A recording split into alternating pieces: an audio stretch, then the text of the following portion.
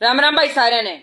70,000 लोग 2014 से ना आंदोलन कर रहे हैं, लेकिन आज तक उनकी मांगे पूरी नहीं हुई। शर्म की बात है, जो सरकार अपने देश की जनता की मांगे पूरी नहीं कर सकती ना, वह सत्ता में रहने लायक ही नहीं है। आज देश का युवा बेरोजगारी से परेशान है। उनमें से है ना ये 70,000 लोग भी हैं जो रेलवे अप्रेंटिस की नियुक्ति की मांग कर रहे हैं।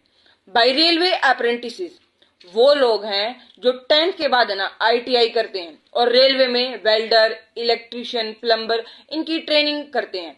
एक साल 2014 से पहले ना जब यूपीए गवर्नमेंट थी तब इन्हें ना GM पावर के थ्रू ना 1-2 साल बाद रेलवे में भर्ती कर लिया जाता था।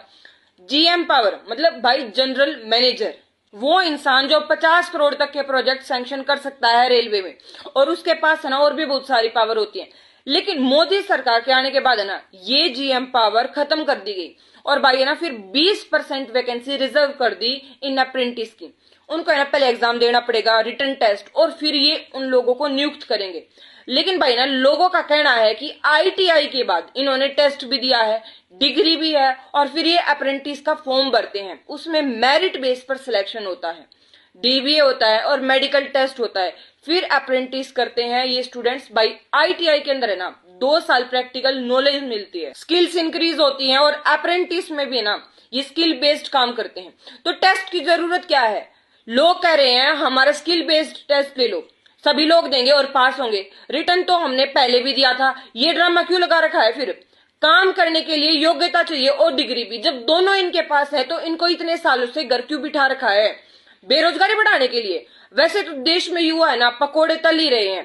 क्या पढ़ाई इसके लिए होती है? आजीविका के साधन को तो रोजगार कह रहे हैं। उस अप्रेंटिस के सर्टिफिकेट का क्या फायदा जो 3-4 महीने में बनका हुआ है और फिर नियुक्ति भी ना हुआ है? D ग्रुप जैसी जॉब के लिए ITI क्यों की जाती है? ताकि उन्हें जॉब मिले, नहीं तो 5 साल में 12th और BA करके UPSC के एग्जाम को ये भी क्लियर कर लें। लेकिन बस एरिया ऑफ इंटरेस्ट का फर्क है। किसी ने सरकार तक उम्मीद है तो उनके सपने और उम्मीदा पे पानी नहीं फेरना चाहिए, अगर बात सही और जायज है तो। आप तो अग्निवीर जैसा हाल ही इन लोगों का कर रहे हो, झूठे वादे, और अब मैनिफेस्टो में डाल रहे हो अग्निवीर को सरकारी नौकरी मिलेगी। अरे रहने दो मोदी जी, यकीन 1-2 बार किया जाता है, बार बार नहीं किया जाता। इकोनॉमिक सर्वे की रिपोर्ट है ना साफ जाहिर करती है कि देश में कितनी बेरोजगारी है, और उसमें ना खुद को बचाने के लिए सरकार का बहाना था कि युवा स्किल्ड नहीं है।